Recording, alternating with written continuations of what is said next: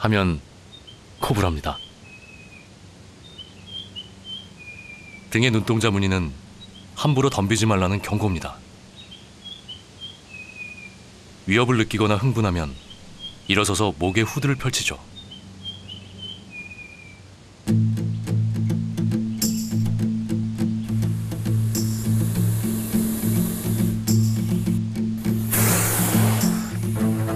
스피팅 코브라는 독을 뱉습니다. 사실 독리로 뿜어냅니다.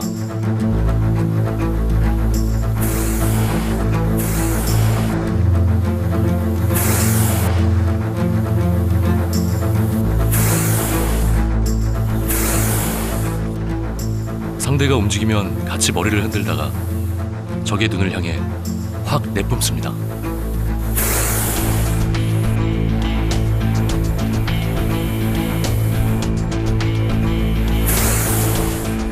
거의 백발백중. 이 독을 맞으면 시력을 잃게 됩니다.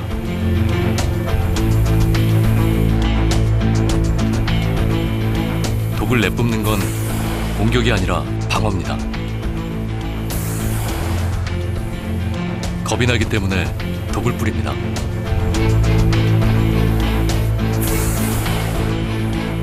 뱀 중에서 가장 진화한 무리가 독을 가집니다.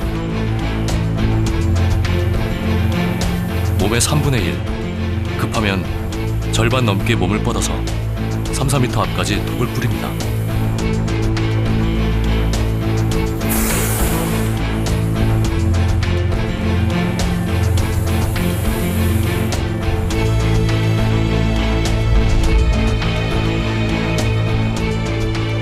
적수가 없는 원거리 사격수.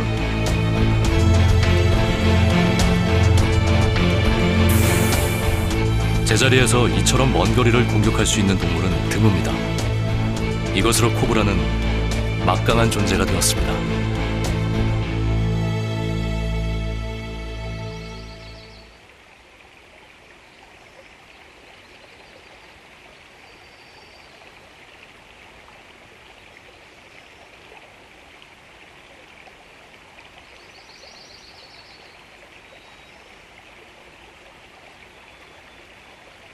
다리 없는 삶처럼 지느러미를 가진 삶도 상상하기 어렵습니다.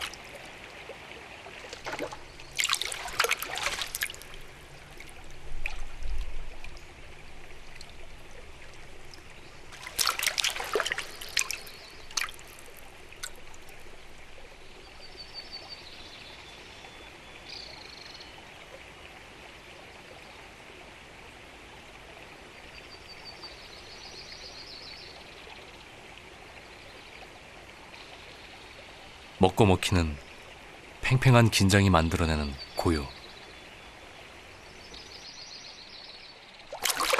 결정적인 순간엔 엄청 빠릅니다.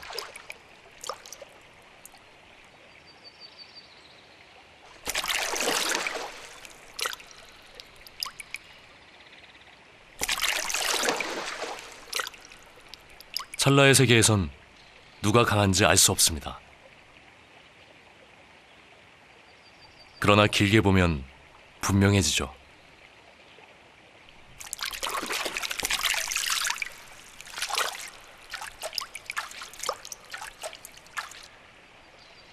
더 많이 시도하기 때문에 강자입니다.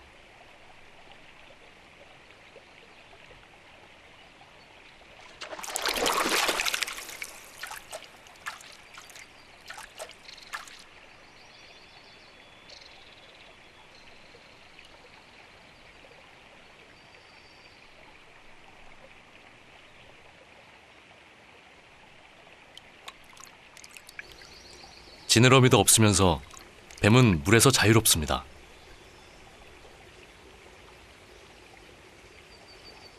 유혈모기, 꽃뱀이라고도 부릅니다. 가장 좋아하는 먹이는 개구리입니다.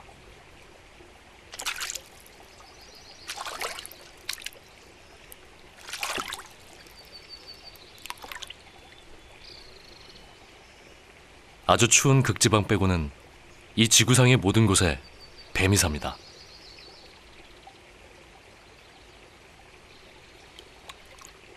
무자치, 물뱀이라고도 부르는 이 뱀은 우리나라에서 흔히 볼 수 있습니다.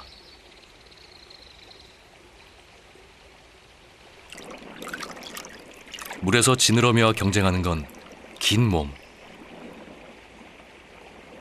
S자형을 그리며 앞으로 나갑니다.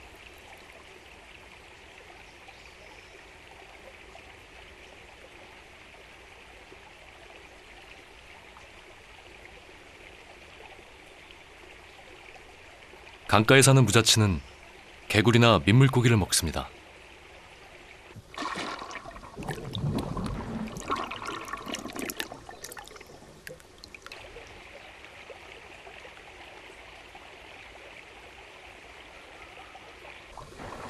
물에서 물고기와 경쟁하는 파충류의 삶은 쉽지 않습니다.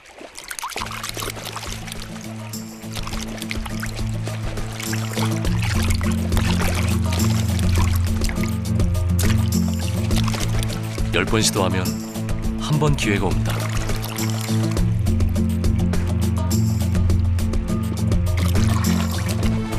무자치는 독이 없습니다.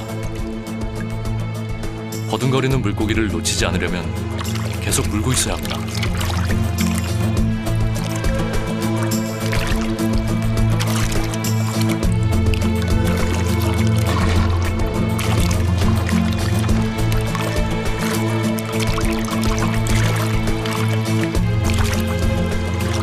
물고기가 지칠 무렵 숨통을 조입니다.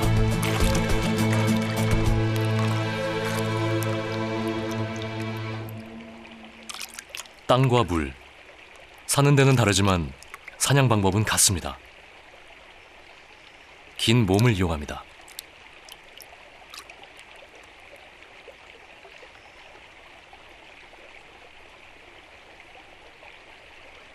잡는 건 못지않게 먹는 것도 고역입니다.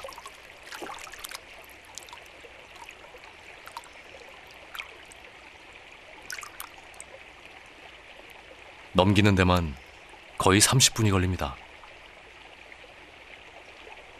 지느러미와 긴 몸의 싸움이 끝나가고 있습니다.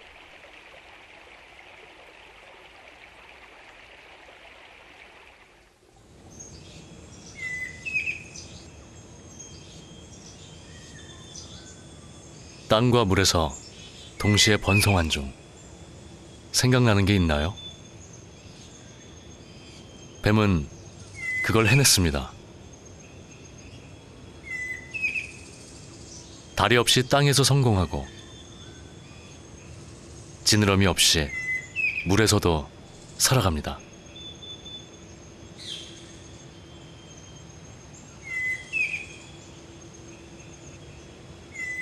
고온다습한 열대우림이 만든 정글, 어둡고 혼탁한 이습지에도 뱀이 삽니다.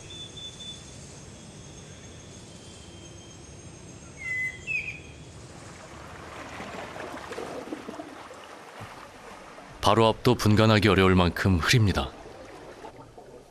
여기에 좀채 보기 힘든 물고기 사냥꾼이 있습니다.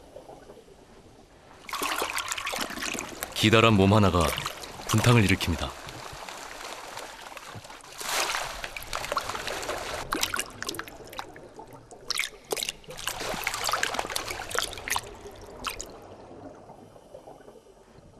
우울한 색깔의 긴 몸,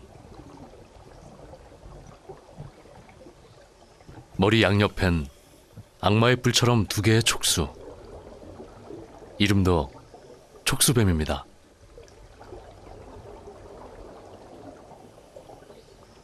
수초의 꼬리를 말고 대부분 시간을 물속에서 보냅니다.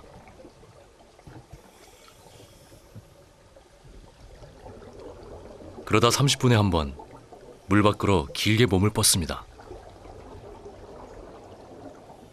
물속에서라도 폐로 호흡을 해야 하니 물 밖으로 머리를 내밀어야 합니다.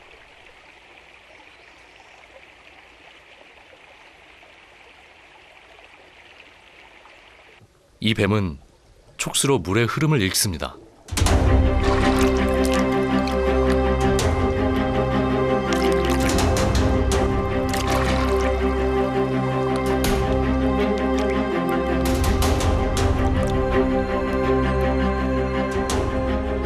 촉수뱀은 유능한 물고기 사냥꾼입니다.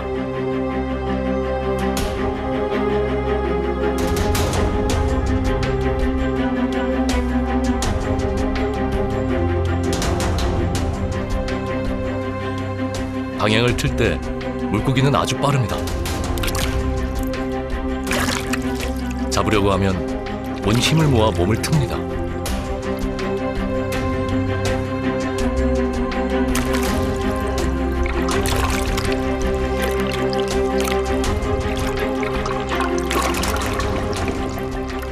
물고기에게는 적을 피하는 그들만의 방법이 있습니다. 물 주변이 갑작스럽게 혼란해지면 발동하는 방어 전략이죠.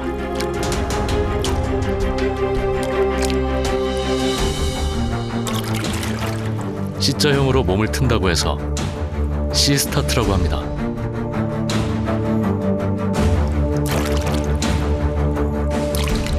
어류와 양서류가 갖고 있는 마우트너 세포에 의해 반사적으로 일어납니다.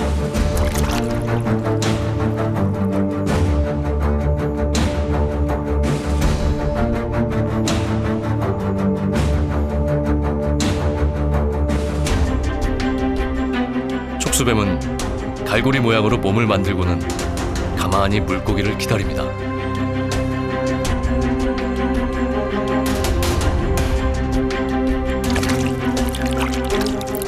뭔가 시도할라 치면 물고기는 방향을 틀어버립니다.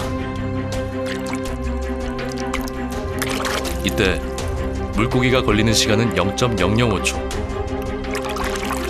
촉수뱀이 낚아채는 시간은 0.015초. 물고기보다 서너 배가 느립니다. 계산대로라면 실패해야 합니다. 그런데 꽤 성공합니다.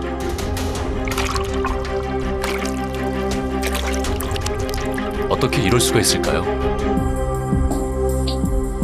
촉수뱀과 물고기의 움직임을 자세히 보십시오.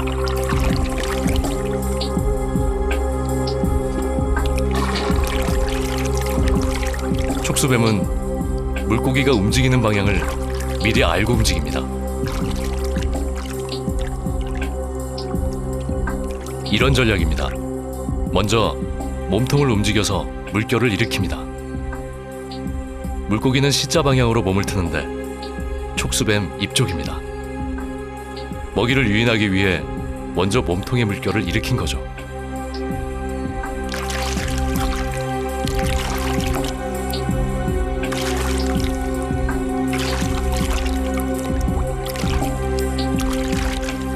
한번 방향이 정해지면 바꿀 수 없는 것이 물고기의 본능입니다. 그 본능을 이용해 느림을 극복했습니다.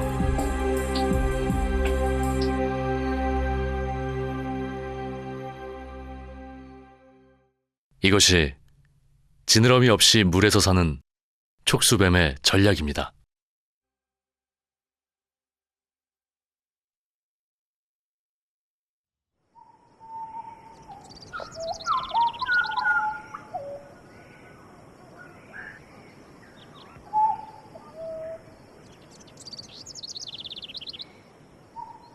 지구상 어느 곳보다 해가 높이 뜨는 곳, 1년에 2,500mm가량의 비가 내리는 곳, 그 고온 다스팜이 40m에서 60m까지 키 큰 나무들을 키워냅니다.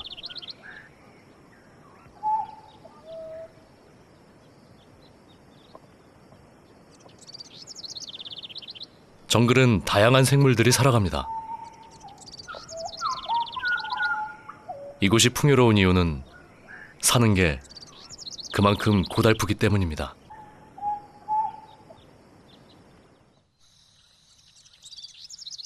이 도마뱀의 무기는 색깔입니다.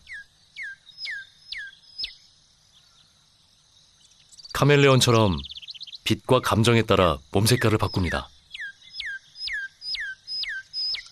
텃세도 아주 심하죠. 이 정글에선 발밑도 조심해야 하지만 머리 위도 방심해선 안 됩니다.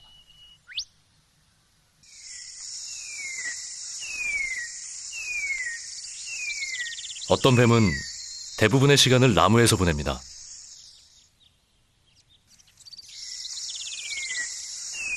발이 있었다면 땅을 벗어날 생각 같은 건 잘 못했을 겁니다.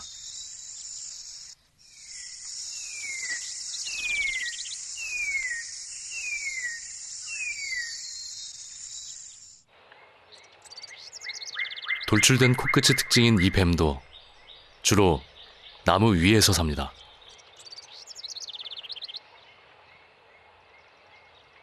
뱀이 이 공중에서도 살 수 있는 건 진화의 역사에서 다리 대신 긴 몸을 선택했기 때문입니다.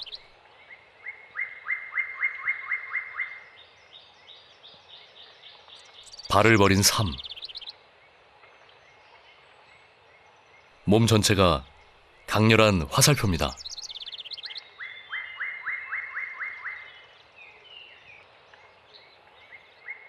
머리는 오로지 나아갈 방향만을 가리키고 긴 몸은 그저 말없이 따릅니다.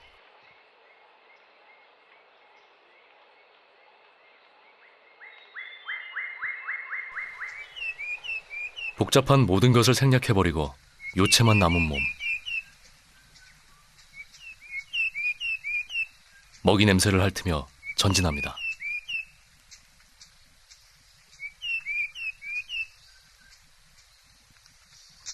이 뱀은 나무에 사는 도마뱀과 개구리, 새알을 먹고 삽니다.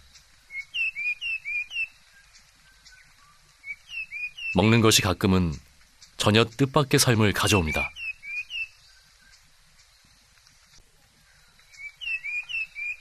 이 개구리는 짝짓거나 알 낳을 때 빼고 평생 나무에서 삽니다.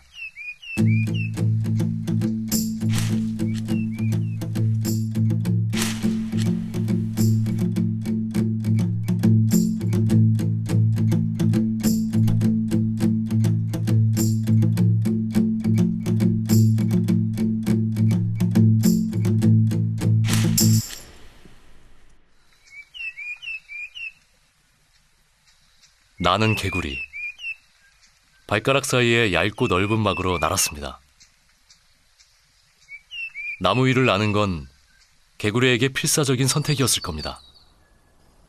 수영도, 점프도 잘하지만 그 이상이 필요했습니다.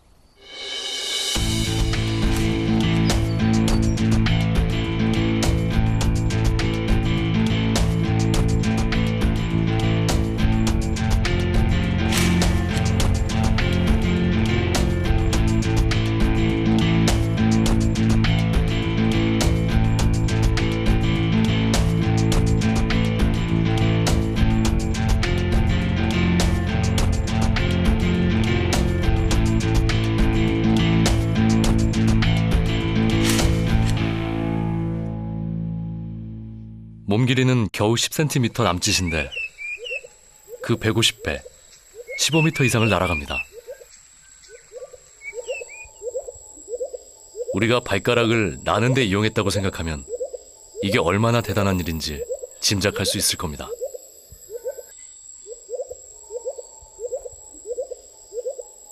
이 정글에는 개구리를 이렇게 단련시킨 어떤 이유가 있을 겁니다.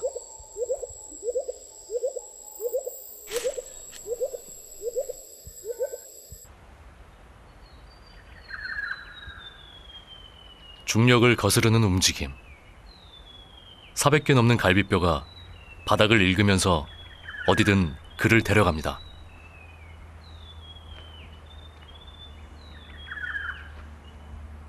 여기 누가 숨어 있습니다.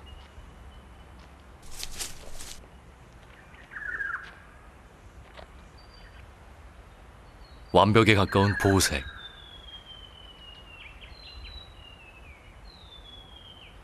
나무에서 개미 같은 곤충을 잡아먹고 삽니다.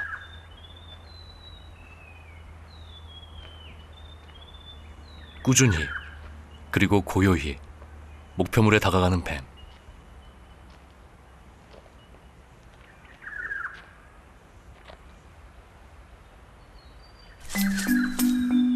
도마뱀이 훌쩍 뛰었습니다.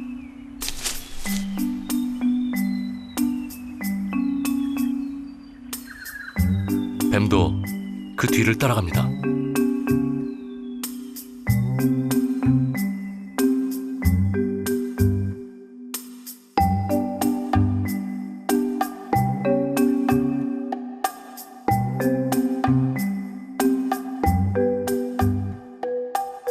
공중에서 가장 확실하게 살아남는 법. 나는 겁니다.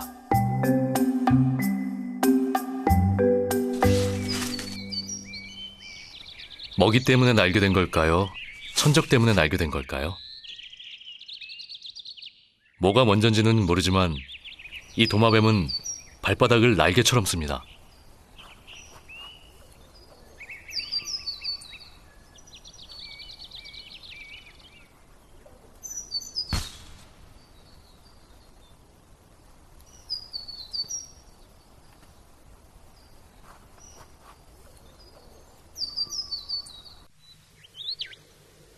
몸 길이는 20cm 될까 말까입니다. 그런데 20m를 날아갑니다.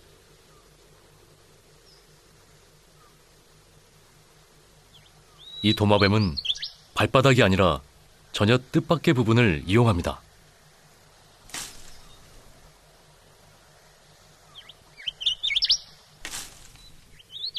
다리 아래 늑골 부분에 비막이 발달되어 있습니다.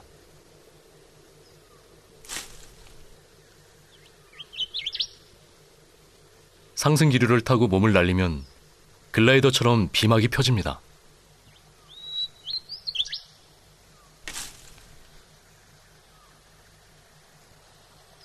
도마뱀이 날아다니는 숲.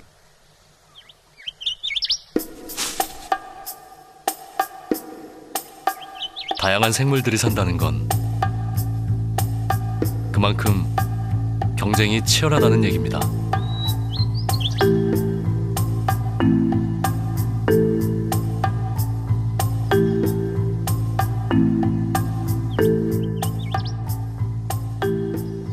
그 치열함 한가운데서 뱀이 살아갑니다. 도마뱀 한 마리가 배경에 몸을 숨겼습니다.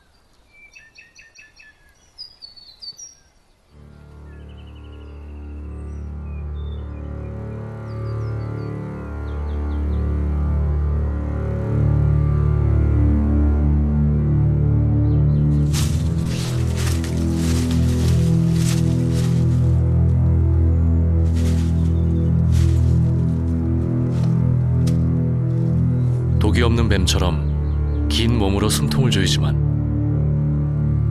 파라다이스 날뱀은 약간의 독으로 마비를 시킨 다음 조입니다. 이들에게 문제는 먹잇감이 높은 곳에 있다는 겁니다.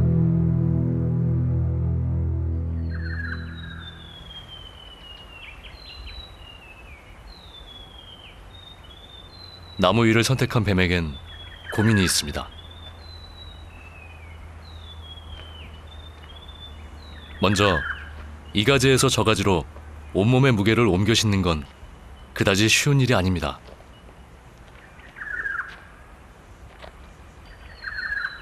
더 큰 문제는 나무와 나무 사이의 간격이 너무 멀댑니다.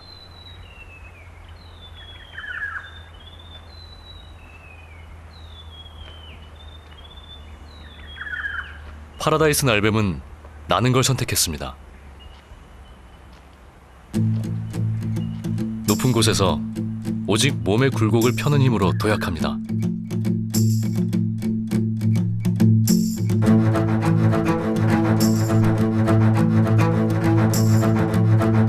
떨어질 때는 몸을 S자로 만듭니다.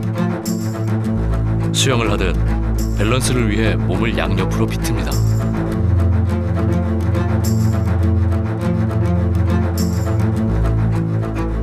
나뭇가지에 꼬리를 걸고 갈고리 모양으로 몸을 뒤로 젖혔다가 튀어나갑니다.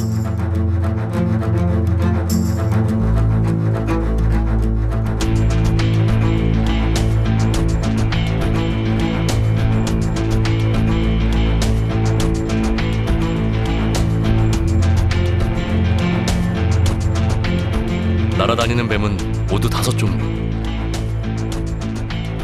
그 중에서도 제일 잘 나는 뱀입니다.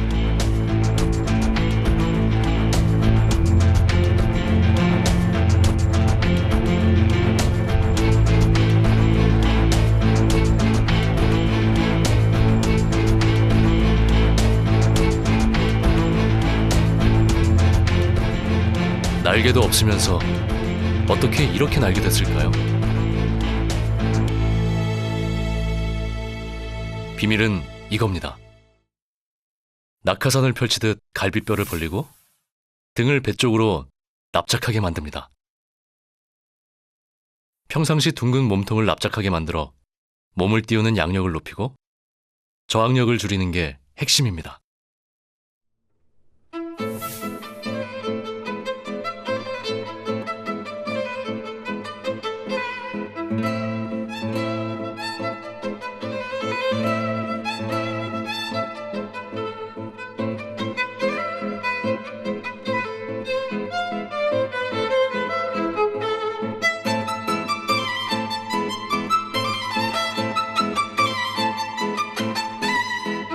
여러 개체를 관찰해 본 결과 처음엔 62도 정도로 가파르게 떨어지다가 몸이 납작해지면 13도 정도를 유지하며 꽤 멀리까지 날아갔습니다.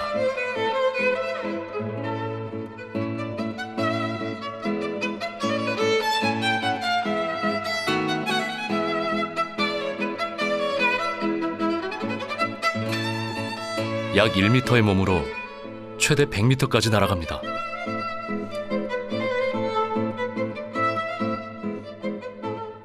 기어다닐 때 안전함은 사라졌지만 대신 새가 가질 수 있는 속도와 영역이 생겼습니다.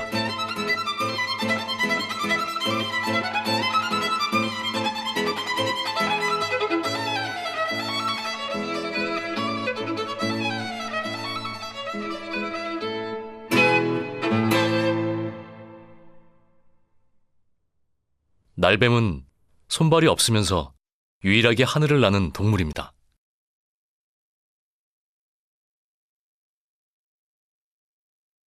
뱀이 날게 된 이유는 확실히 밝혀지지 않았습니다. 다만 날개도 없이 긴 몸으로 날아야 했을 그 절박함을 짐작할 뿐입니다.